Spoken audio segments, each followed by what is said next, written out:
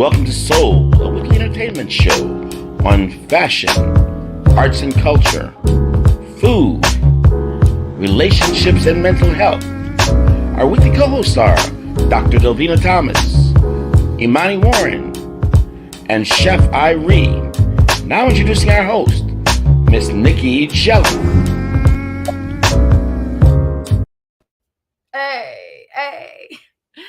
Hey y'all, so it's your girl. I am Nicky G, also known as Nicky Says You Only Live Once. And welcome to another episode of MIA Magazine Presents. So y'all, we have a packed show tonight. So before we start, I want to give a big shout out to our sponsors. It's the Florida Lottery and Duke and Dame Whiskey. And also, the show is brought to you by the FAMU Medical Marijuana Education and Research Institute. Get credible information and engage in a safe space to learn and talk about cannabis. Again, educate, learn, and talk about cannabis in Florida. Now, first of all, I want to start the show by just offering my condolences to all the families that were affected and impacted by the shooting that happened in Texas. Like there's too much of this going on. And last I read, at least 21 were killed in the Texas shooting at the Robb Elementary School in, I believe it's Uvalde, Texas. And I saw this on Instagram and it goes, it takes a monster to kill children. These are innocent children. But to watch monsters kill children again and again and do nothing isn't just insanity. It's inhumanity. So we've got to take action. We have got to take action. And let's show the next slide, Aaliyah. So again, it shows here, schools should be sanctuaries of safety for our children, not where they go to die. I'm a parent, and there's so many parents out there dropping their kids off to school. And nowadays it's like, it's anxiety because you're not sure what's going to happen. And me as a parent, I get all these code red drills and yellow codes and green codes every single day because they're literally practicing in the event that there is a shooting on campus. And it is so nerve-wracking. It is nerve-wracking to get these news like on a monthly basis. So join the millions of Americans demanding our lawmakers stand up to the gun lobby so our children don't have to stand up to gunmen. So text ACT Act to 644-33. Again, text ACT Act to 644-33. And if you were waiting to sign to get involved, if you're waiting for a sign to get involved in the movement, hashtag end gun violence, this is your sign. Join us again at ACT and text 644-33. And again, this is so sad. It's so tragic. There were innocent children going to school as normal. And this happened. So please get involved. Hashtag end gun violence. So just to switch gears a bit, there are so many things happening this weekend. It is Memorial Day weekend, and myself and Boss Babe, my Afro-Latina, Shamara Garcia, we're going to be hosting the Boss Babes of South Florida brunch at the Little Greenhouse Grill in Overtown. So last I heard, tickets were sold out. So if y'all waited to the last second, it's a little bit too late. So again, I'm looking forward to hosting the brunch with Boss Babe on Sunday at the Little Greenhouse Grill. And also I'll be co-hosting the Florida Palm Beach Jerk Festival Jerk Cook-Off with my girl, Charmaine Fenton, also known as Char the Star. So there's so many things happening. I hope to see you on Sunday and also on Monday as well. And so now I want to go ahead and pass it over to my co-host. So she is our board certified psychiatrist and also the founder of the Brain Love podcast. So Dr. Alma Delvena, happy Hump Wednesday. How are you today? Hey, hey, Nikki. Happy Hump Wednesday. Are you ready to take the couch? I'm ready for you all the time. Yeah. So, it's a shame. May is Mental Health Awareness Month. And actually, any time of the year, something so tragic as what happened in Texas and what has happened in Buffalo and what has happened in a lot of these mass shootings. There's been over 3,000 mass shootings since Sandy Hook, I believe. That's the last statistic that I saw. Oftentimes, when mass shootings occur, they always bring in mental illness, mental health as a topic of discussion. And that is actually something that was mentioned in Texas when they were talking about the shooting at that elementary school. Did this 18-year-old have a mental health disorder? And the governor and the police there and some of the other officials said that no, there was no diagnosis of a mental illness. But just because there's no diagnosis, it doesn't mean that a person doesn't have a mental health challenge or doesn't actually have a mental illness. We all know that access to care is not access to care for all. We all know that. So this young man at the age of 18 first shot his grandmother in her face, Yes. shot his grandmother in the face, and then proceeded to go to an elementary school and kill fourth graders. May, it's not even enough to say rest in peace. May their souls rest in peace. It's just so many untimely deaths. So we need to have a call to action. And this call to action needs to include access to mental health care for everyone, access to mental health care for all. And the federal government needs to make moves now to make this happen. I understand sending money over to the Ukraine and helping in those efforts, but we have people right here in our own country Yes. who are dying from gun violence. So there are so many layers to this issue besides gun control. There's also the issue of mental illness because people don't have access to care. And so a lot of things are ran state to state. One of the things that people must know is that the federal government could step in and say, hey, money for everybody. Right. We know the feds can make money. They made it during COVID. They made it during the pandemic. They make money when they feel it's justifiable. So the federal government needs to give all states money so that at-risk areas, whether they're in urban areas or rural areas, so that these areas can build community mental health centers that are staffed for people who have mental health disorders so they have somewhere to go. They were talking about the treatment services, the lack of these facilities in the area where the mass shooting took place in Texas. And one of the things they said is that they have one mental health facility and one mental health hospital, which oftentimes does not have beds. So people, please get involved politically, know who you're voting for, know what their stance is on gun control. We need to have universal background checks. We need to ban civilian ownership of assault and military type weapons. Why isn't 18-year-old allowed to buy an assault rifle?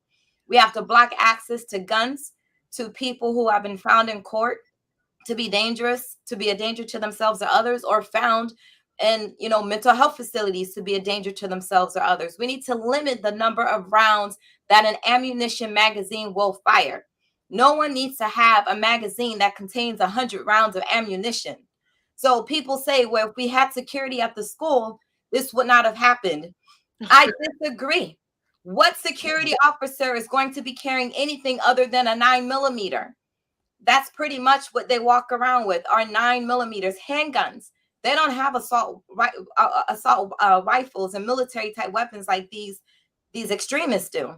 Yes. So anyhow, we need a call to action and we need to do something else. We need to provide mental health, access to mental health care, and also better gun control laws.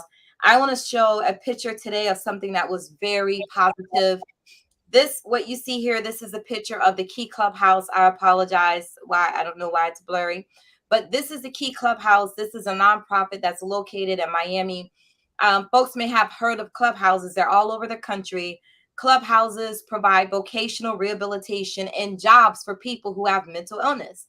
But this is, and we're cutting this ribbon because Key Clubhouse of Miami actually has a residential area now as well. They have apartments for their members to live in. They have a brand new building that's beautiful. It's 5,000 square feet. It has a kitchen. There's an IT room. Shout out to Rick Beasley, who's there from Career Source. Career Source has provided a lot of assistance to the Key Clubhouse. And so that was one good thing. One of the good things that happened today. I attended their grand opening. They've been open now for a few months, but because of COVID, they could not celebrate. And so today there was a celebration. And last but not least, you guys know it's going down tomorrow night. May 26th, tomorrow at 8 p.m. We will be in person at the Black-owned business, the English Brown Winery, which, by the way, is owned by the family who owns Gigi's out in Sunrise. I didn't know that. So I learned about that recently, met up with Siobhan. That's her name. That's the daughter who manages the English Brown Winery. It's here in Hollywood. We are talking about Kevin Samuels, his legacy. I've gotten so many reactions about this and calling it his legacy. Every person has a legacy. Everyone. For the same way that people hated Kevin Samuels, there were people who loved him. There were people who have gone on record to say he changed their relationship. He changed their life. You know, he was a self-proclaimed image consultant and relationship expert. We need to dive into this. People said, oh, you should have did this while he was living. Yeah, whatever. Shoulda, coulda, woulda. But unfortunately, his death was untimely. And I'll be joined by some folks, Titus Unlimited, who's a health and wellness expert. Mr. 1950, who is a masculinity coach, as he puts it. We got to have representation from everyone. Camille Banks-Lee, she is a mental health professional. She'll be with us out of New York. Pastor Marvin Clark will be there with me in person, as will Titus Unlimited. And the show actually is being hosted by Miss Ingrid B. Ingrid. I will be moderating the panel as we talk about Kevin Samuels, his misogynistic type views, Black and brown relationships, Black and brown men and women, as well as heart health. So everyone has made automatic assumptions about what this will be about. You absolutely have no idea. You just got to show up in person. You can buy the tickets on Eventbrite. They're $20 and it goes towards my DRT Brain Love Foundation. We have a nonprofit here at my office. So any money made from the event will go there. If you watch it live on Facebook, it's $5.99, and on YouTube, it's free. And that's all I got for you, Nikki. I'm sorry. No, it's okay. No, that's fine. No, thank you so much. I know there's so many things going on. So thanks again. Thanks again. I know it's Mental Health Awareness Month also. And I do want to, I wanted to say this earlier too, but it's like they want to make abortion illegal, but they can't even protect our children. It's such a double standard, you know? Yeah. I saw on Instagram, someone posted, it said, you want to control a woman's body and make abortion illegal, but yet you cannot provide safety for the kids during recess. Yes. It was something like that. I mean, just very profound, very profound. Right. Yeah, we can talk. This is like a whole nother conversation. So, all right, Dr. Alma Delvena, thank you so much. And yeah, we'll catch you on Thursday and we'll see you next week on Soul. All right. Say brain love. Brain love. And now on to our next co-host, Imani Latifa. She is our arts and culture connoisseur. And I had the pleasure of seeing her for AfroPunk Weekend. And I believe she has a video. So let's go ahead and drop that video.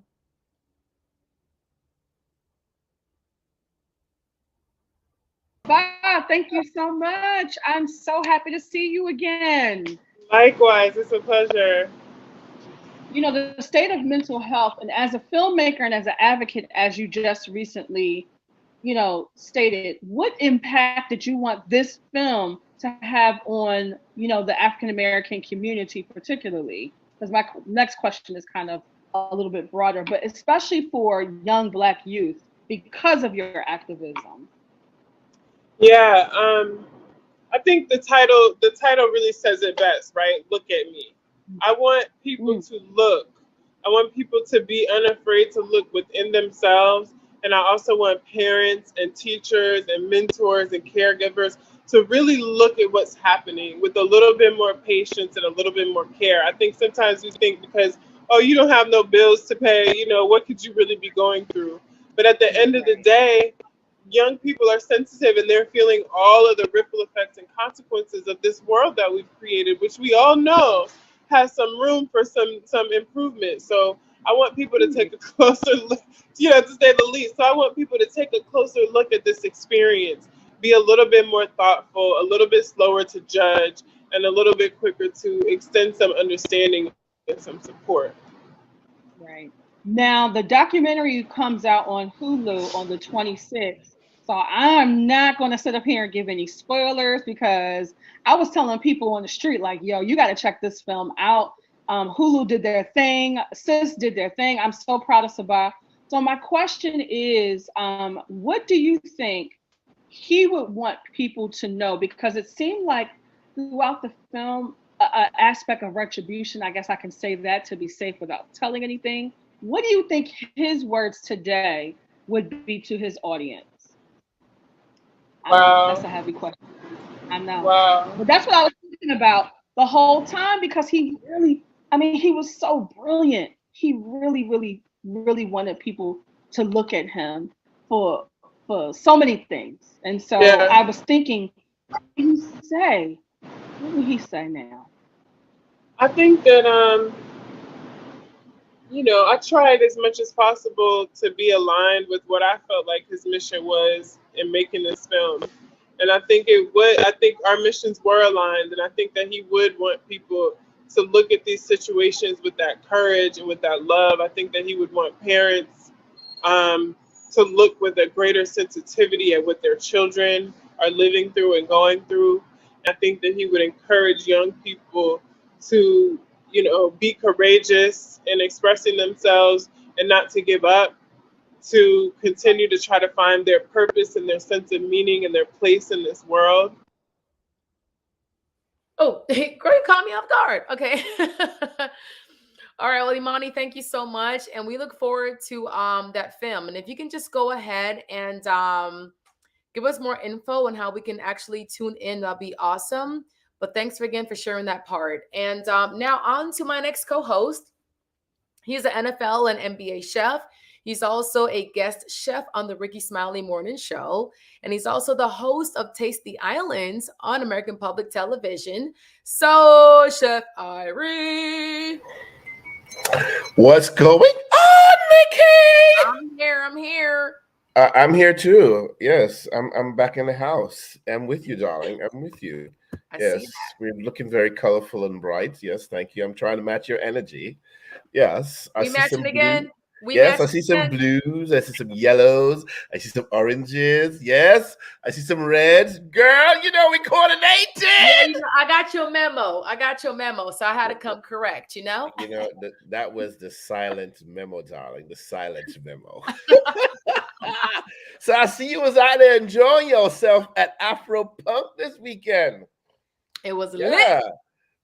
I swear, I'm convinced that any event out there that you attend, you just have like a customized outfit to go with this outfit. I swear. Well, I don't care what it is. Nikki gonna come with something out of her closet, even if you gotta make it on the day of the event. You best to believe, but you miss Movado. Man, look here, man. It's all right. You miss him, he gonna come back. Thank God he's able to tour. So they'll be on a concert to catch Movado. He might be our best of the best this weekend. I don't know. Shoot, I haven't been to that in a long time. But anyway, that's all out. Shoot, hey, if I go, I go. If I don't, I don't. I got you. Somebody needs to introduce me to a thing. But anyway, Happy Africa Day. Today is Happy Africa Day. It's also National Wine Day. Awesome. But it's also National Carb Day. So with that said, I was like, okay, National Carb Day. What are we going to talk about? So, I think rice is eaten all over the world. It is. But because, it's National Africa Day, I said, let's talk about jollof rice. Why don't we just talk about some jollof rice? How about that? So do you know where jollof rice is from, right? It is. Yeah, tell me. If you can read. I'm just saying. Well, so the Ghanaians are claiming it and the Nigerians are claiming it, right? That's what I heard. Right. So it is a big part of the western coast of Africa. But initially, the dish itself is originally from Senegal. It's a Senegalese dish. And, when, back in the day when things were happening and people were having to move around, And once they settled on the west coast of Africa, it became a part of the culture in West Africa's coast. So yes, Ghana, Nigeria, Sierra Leone, places all, they developed, their versions of jollof rice. And of course, there is the biggest, I think, controversy or debate or argument or nonviolent fight that who has the best jollof rice? The Ghanaians, from Ghana or Nigeria, and everybody will tell you one or the other, and but you know what? I don't know if you've ever had jollof rice, but I have. it is awesome. And so you can have, vegetarian style jollof, but primarily the jollof is cooked with, some animal protein, whether chicken, lamb, beef, fish, smoked snails in some respect, in some places. And it's an intricate dish. Take, not, I wouldn't say take, a hell of a lot of preparation, but you want to make sure you have the right ingredients, your tomatoes, your tomato paste, your ginger, your garlic, your thyme. Some places smoke paprika, your shallots, your onions. And if you're Nigerian, you may add some red peppers to that. You will and of course, I think there's a African spice. I think it's called selmi, that's added to the dish as well. And of course, your spice and your spicy aromatics, if you would. So jollof rice, the contention, who has the best? I can't say. I know. Yes, I have my African roots, but all I'm going to do is leave it up to my brothers and sisters in Ghana and Nigeria, whether you were there in that country in Africa or you're here in the United States. So what I implore everyone to do, we don't have too many African restaurants that are selling. There was at a time we had African restaurants, but I don't think we have any right now. Maybe what in There's one at Oakland Park. There's one at Oakland and University. Really? What's the name of it? I forgot the name, but I want to say it's an Ethiopian restaurant. And Oakland Park, there's also one at the Green Yellow Farmers Market in Hollywood. It's an Ethiopian restaurant. Is there? Okay. Yeah. Well, that I didn't know. That I did not know. But obviously, we must have, go and, definitely check it out. To see what goodies we can find. But especially if you're traveling and especially if you're in DC or New York, there are so many African restaurants, not just Ethiopian, but happy Africa Day. Try something African. If you're cooking out this weekend, maybe introduce some African spices in something that you're barbecuing. Your lamb, your beef, your chicken, your fish. Berbere spice. That's African. Yes, why not? Piri piri. That's African. Why not? Yes. So and that's all I implore you to do. Kick it up a notch. Make it a great food and fire experiences. And just next, not this Sunday, June 5th. So I'm participating in a diabetes event. It's a charity event, and I'm one of the chefs that's participating. And I think it'd be awesome. I think that's another thing that's that's important to me. So I'll be there on June 5th, right here at the Diplomat, right around the corner from me. Yes. Nice. So June 5th, I'll be hooking up. And next month, I'll be at the Mango Festival in Fairchild Tropical Gardens. Yes, on July 10th. Yes. Just so, if you want to fill in your calendars or anything like that. Yeah. Well, I love mango, so definitely it's going to be on my calendar. Well, it's mango season, girl. Come on now. Come on with it, baby. I know. I've seen. All right. Yes. Well, Chef. We have to talk about that now. Maybe next week we talk about some mangoes, as we birth the mango season, because I do have a short story to tell about mangoes as well. So, yeah. There you go. So you have your topic for next week. There you go. Bam. All right. So thank you so much, Chef. And we will catch you on your show tomorrow night. Most def, Flavors of flavors of South Florida. Florida, as we do condemn it on our way out. Hey, it sounds good. All right, y'all. So now, again, tonight's episode is focused on recapping the first ever AfroPunk Miami 2022. Now, the last time I was at AfroPunk was in New York a few years ago. And this is the first time ever in Miami. So we're going to show you a recap. It took place on Friday, ended on Sunday. And I want to give just a big shout out to AfroPunk for considering bringing this festival to the Black Harlem, Miami, Overtown. They did not have to, they could have went over the bridge. They could have went to the beach, but they brought it to Overtown. And I just want to thank them for that. And it took place at Red Rooster and also the Urban. So big shout out to Keon for just overseeing everything, him and his team. Everything was effortless. Everything was just the culture. Everything was there. So day one, again, was a panel talk with Shopify. And that was hosted by Mark with Art Love Trap, featuring seamstress and designer Countess Brown. And there was also another panel talk with Amon Bess. He's a stylist, also with recording artist Savannah Christina and artist Ruth Barat Tamfe. So again, these are the panelists for the second panelist talk. They were just talking about their crafts, them being an artist. It was so dope. It was so vibe. And then they also had live performances as well. So there was performances by Remy Z. Shout out to Avery Davis. And also, so one thing. So with Remy Z, there were two songs they played. It was Cleo and Sunshine. Y'all check them out. Please check out Remy Z. Remy Z is phenomenal. That's him right there. So that's Avery Davis with Remy Z. He's with the band. And the band was just phenomenal. And also, there are some clips on MIA Magazine of the performances, the interviews. So we're going to just show you short snippets on tonight's show, because if we showed you like the actual content, we'll be here all night. So visit MIA Magazine for more in-depth content of all the coverage that we had. We also covered the fashion as well. Do y'all see this?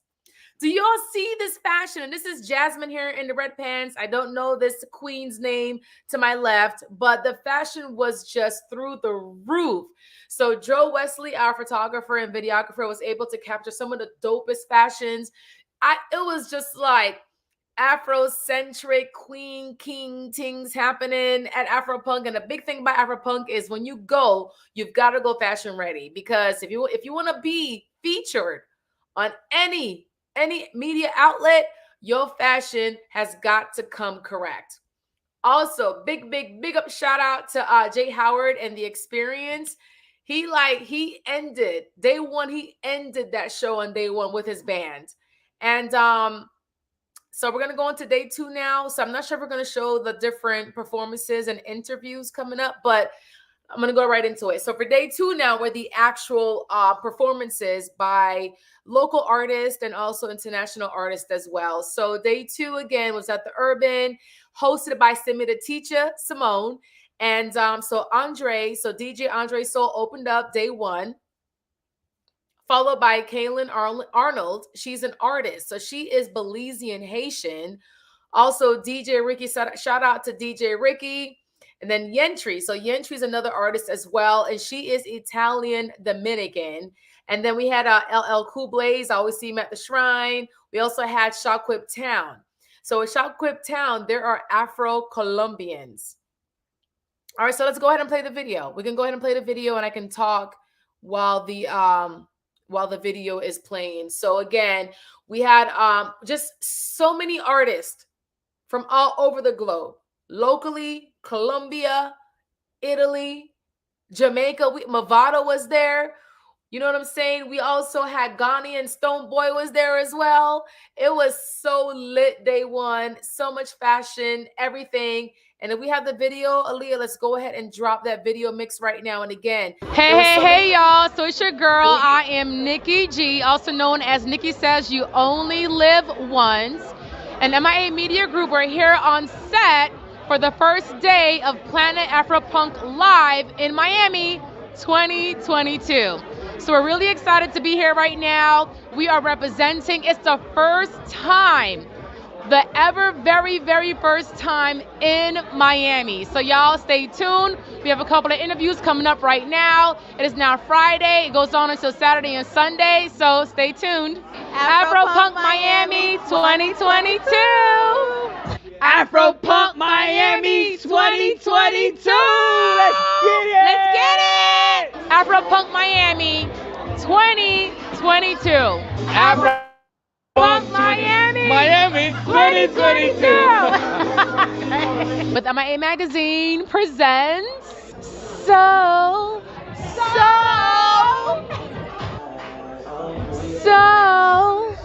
Today's the first day, it's Friday, and we just had a panel talk with Shopify, and I was able to learn more about Countess Brown.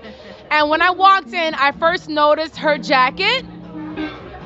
The details, it is leather. What does your work and your art represent? Unity in a way where I bring different creators. I work with a lot of artists where I tap into what they want and how they want to feel. Being on that stage, being in front of the camera, and if I'm able to create your avatar, that's like the biggest thing for me. You know, like, you want to look like this? All right, boom. I got you. Me being Bahamian Native, my grandmother taught me how to sew, so I took that career further and just allow that to drive my career. Even though we have those times where we have to go out and work that 9 to 5, Yeah. I was able to create that into my own world, or what I don't have to, no more. I create from my art, my love, my passion, and I'm here. Now I had to get this gorgeous on camera. Everything about her was just like speaking to me.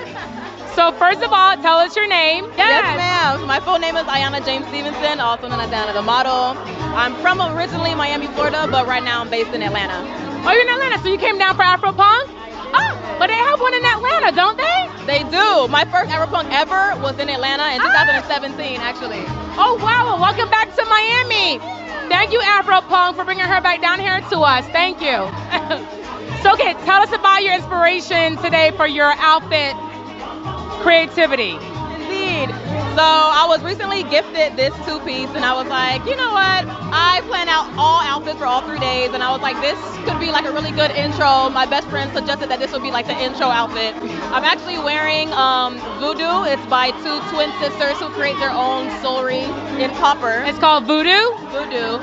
The Instagram is _VXXDXX_. Oh, wow. Yeah. And they made this piece here. I was going to ask you about that piece. Yes. Oh, wow. Jasper and copper. They make amazing pieces. I'll be wearing their pieces all weekend. Is it heavy?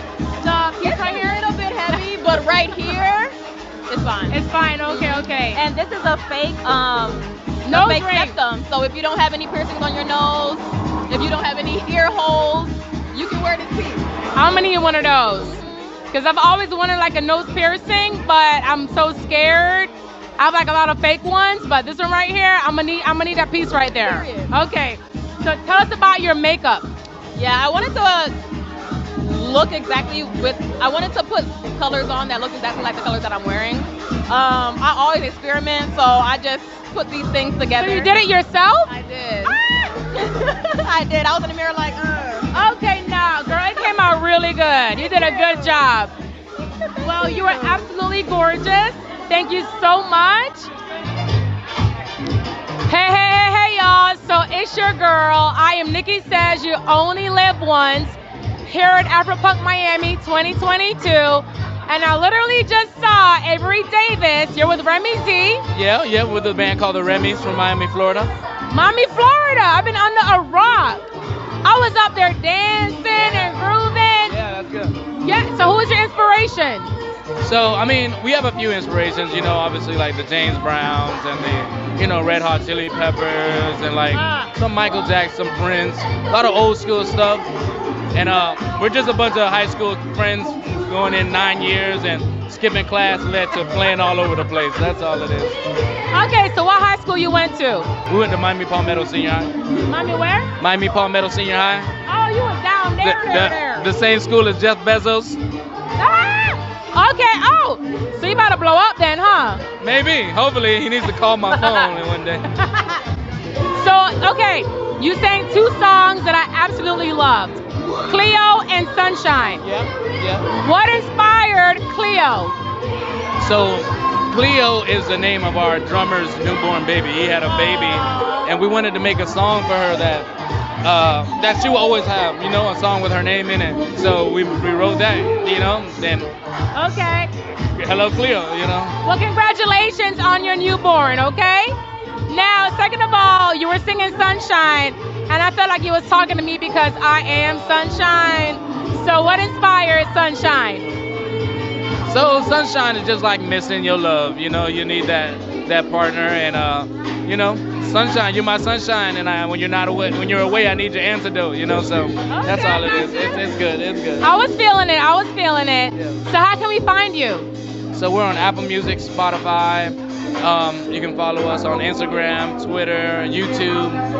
We just came out with a podcast. A brand new music video just came out. We're performing 3-4 times a week all over Miami, going on tour this summer. So we're really busy working on other music videos. So, you know, give us a follow, and we got something in return for you. So today's Friday, and I just witnessed a panel talk with the Not So Hidden Jam, and I was able to hear Bess, his journey, and what he's doing right now. So, first of all, Bess, and what is your IG really quickly? Amunbes, AMUNBES. One of a kind. All right, so y'all got that. So, you're an artist, creator, curator, and stylist. Who inspired where you are right now? I think the culture of Jamaica, all of Jamaica, the islands really inspired me. People inspire me. More importantly, like seeing everyday people, I pick and choose like, you know, what color palettes really match my style.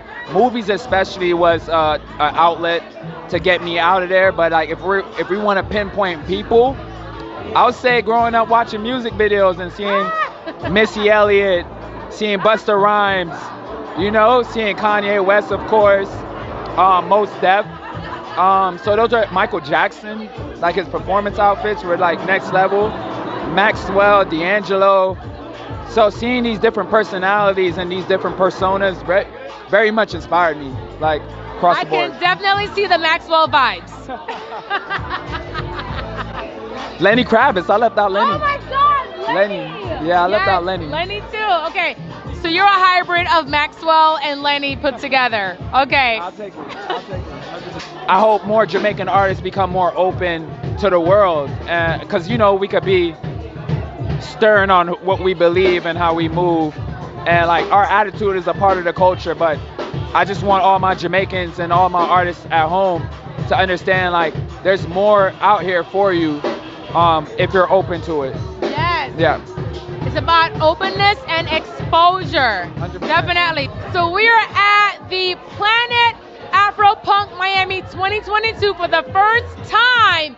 Literally just witnessed the all-time best performance of all time. I had goosebumps. I'm like, you know what? We gotta talk. We gotta get you on camera. So it's Jay Howard and the Irie. Yes.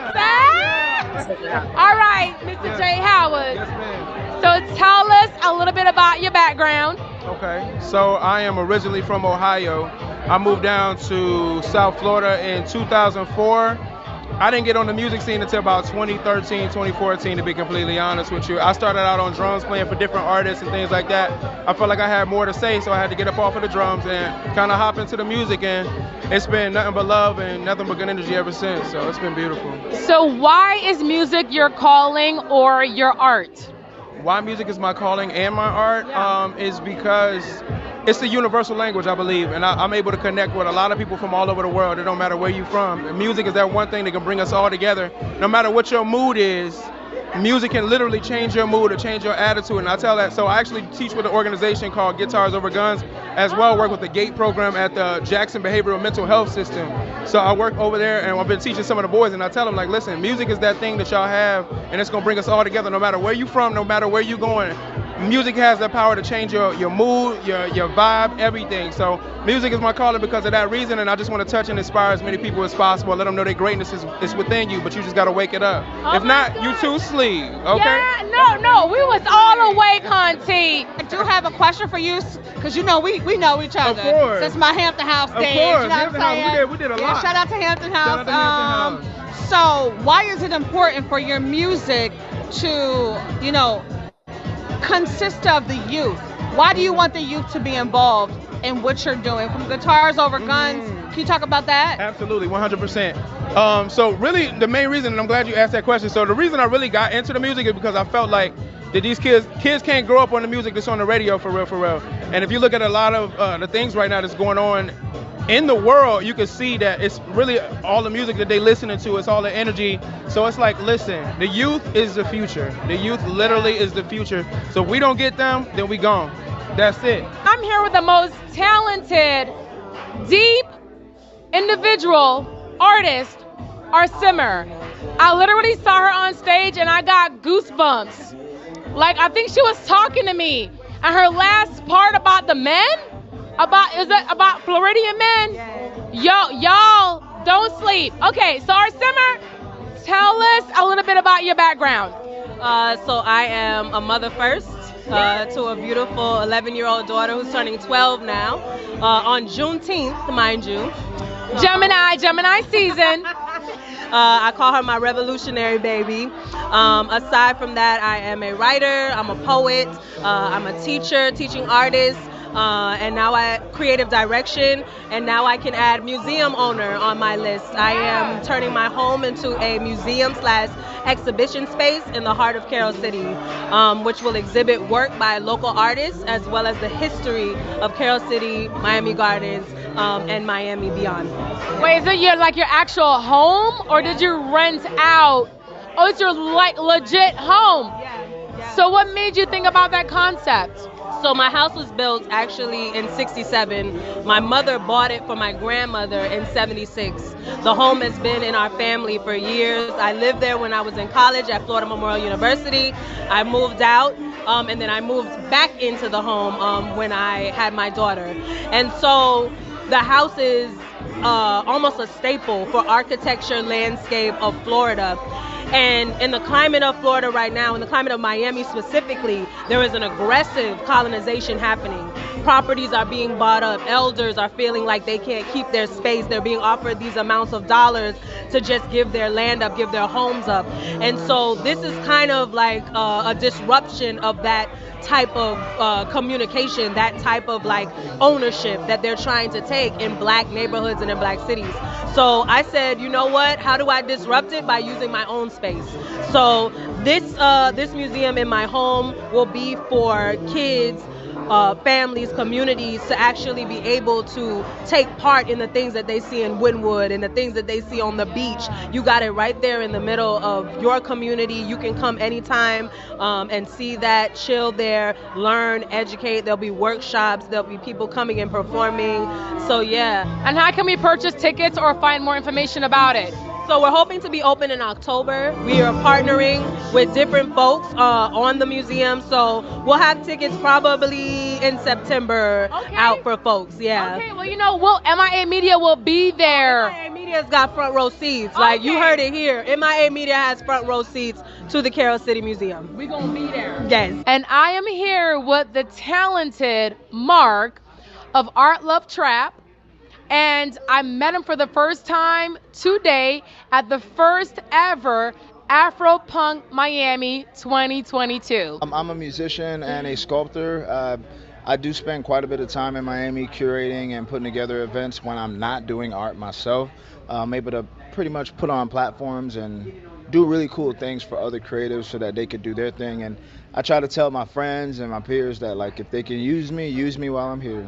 I am here with Just John at the first ever AfroPunk Miami 2022. So I saw you on the floor doing your thing. So give us a little bit about your background. So I'm from Broward County, For those that don't know, Miramar, Florida. I just recently moved to Miami, but we put on for AfroPunk, man. I'm a host, curator, songwriter, poet from Miramar, Florida, as I said. But tonight was just a facilitator of vibes, and I feel like we did just that. And I saw you up there facilitating, definitely. All right. So what does AfroPunk mean to you, especially then bringing it down to Overtown, Miami? This was a beautiful experience. So first off, I'll have to say big shout out to AfroPunk, just the essence of the festival, just the rebellion, the feeling of being a creative and like just a full-time entrepreneur and pursuing your passion. I feel like that was expressed tonight. And to do it in Overtown, the historic city of Overtown, not to mention we're in Red Rooster where these four walls, Muhammad Ali and so many celebrities like partied and had a great time here. I feel like we really captured what it felt like to be in the heart of Miami. For sure. For sure. We have a great lineup coming up, great interviews coming up, and artists coming up, so we'll see you in a few. AfroPunk Miami 2022. AfroPunk Miami 2022. AfroPunk Miami 2022. AfroPunk Miami 2022. AfroPunk Miami 2022.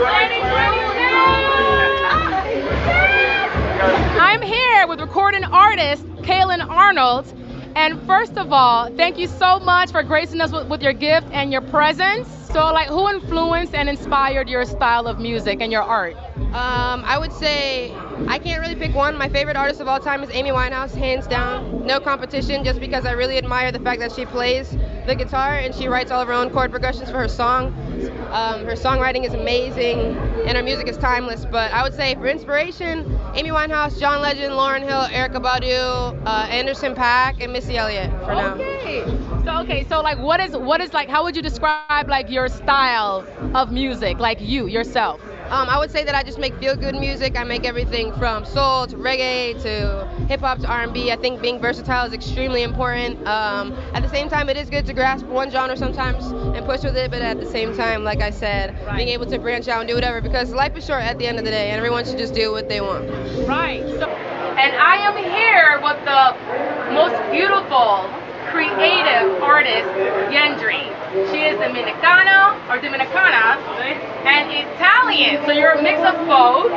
Beautiful, and her curl, y'all know I love me some curls. Her curls are like popping right now. Let's go.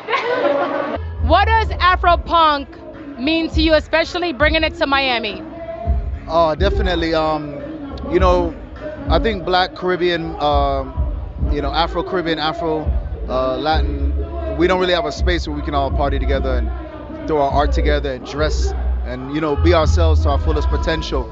We kind of all do it in our own little pockets. And so it's real good to have a festival like this, especially as a Miami boy, a Carroll City boy, you know, here in the city. It's great to see this kind of positive energy. We never have nothing like this. So not only is this the first AfroPunk, this is the first time you have a festival just for us. So, you know, I love it. Yeah, no, definitely. And I'm here with King Hoodie at the very first ever AfroPunk Miami 2022. So tell us a little bit about your background. Okay, my background is I'm Haitian and Puerto Rican. I'm from North Miami Beach, and we out here. I love it. You exotic, huh? Yeah, very different. I'm like a nice car. So, mucho español, poquito español. Sí, yo hablo bien, pero yo entiende más mejor que yo pueda hablarlo. Okay, poquito español para mí. Okay. Yeah. As far as you being an artist, what message do you want to convey and give back to your listeners and your audience? I want to give back, man. It's all right to be yourself. I know your situation, no matter where you're from, might not match up with where you're going, but keep your vision and keep yourself, keep your personality, and go for that. Go for that. No matter what, just go for it. Yes, yeah. Find your gift, your purpose, your talent, and give back. Give back to the universe. Absolutely. Give back with your talent and your gifts, yes. And I'm here with a gorgeous island gal, Simi the Teacher Simone. Yes. So she hosted the first ever AfroPunk Miami 2022. So really quickly, what does AfroPunk Miami mean to you, especially in Overtown Miami? Oh, so many things. So many, not just me alone. It means so much for our community.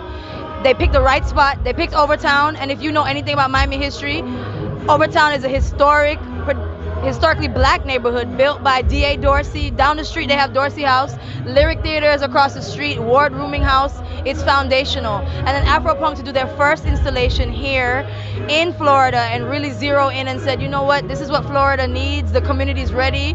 There are enough black people in South Florida that have encompass all the lifestyles, because we are not one. We're not a monolith. We're bohemian. We're punk. We are ratchet. We are classy. We are island. We are everything in between, and that's what AfroPunk represents. So that representation, I think, showing the full spectrum of who we are as the black community in South Florida and being here in Overtown is just dope. It's amazing. I'm here with Movado, and we're here at the first ever AfroPunk Miami 2022. So my first question is, what does this event mean to you, being that AfroPunk is here for the first time in Miami, in historical Overtown, Black Miami? Well, I mean, it's a great thing to be here because, you know, we represent for dancehall. And, you know, so dancehall is here. Yes. So it's good for us to be here, you know. So who are some of your inspiration and influences for your music and your art? Well, I'll say over the years, I could have said Bob Marley, come all the way back to Bounty Killer, come right back to being a Ninja Man. All those people, you know. Yes, before. yes. Yeah. So really quickly, what projects do you have up and coming? Well, I'm working on my new album now. Can you tell us more about it? Is it secretive? No, not as yet, not as yet. Okay, it's incognito right now? Yeah, trust me, I'm putting in a lot of work on it, you know. Okay. Yeah. So now, given that Miami is a melting pot, so Miami is well known for the Jamaican community, the Haitian community, Bahamian community. So, and we saw some Afro-Latinas as well on stage perform today at AfroPunk Miami. So what does that mean to you as far as being in 2022 and representation with being Caribbean and being a black man? Well, I mean, it's a good thing because I mean, AfroPunk representing for all those cultures, you know? Yes. And you know, the Africans, their music is doing great right now. You know what I mean? So it's only great for us to be here. That's Just the root. So, yeah, you know what I mean? That's the root of music. Yeah, that's the root. Where we're from is the root. So it's great to be here with them and, you know, spread the joy. That's the origin. You hear that? The origin, the root.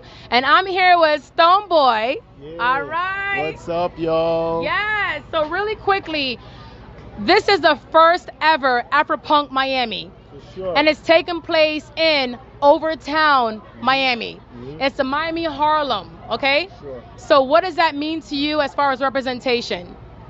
Look on me good. It means a lot to me because you know, we have pioneers in everything that happens. This is the first ever AfroPunk Miami, and to be a part of that, be a headliner, you know what I mean? It makes a lot of sense. Coming all the way from Ghana, connecting the Caribbean into the Americas. This is the culture, Afro it is. So AfroPunk, you know, we all have to come together 360 to make it happen. So I'm blessed to be one of the first people to be on that bill for AfroPunk Miami. Yeah, and keyword is Afro, the origin, the root of music, right. Afro-African. Which is right. Yes. Which is right. Who are some of your influences and inspiration? Yeah, it goes across boards. From E.T. Mensah, the father of high life in the whole of Africa and the world.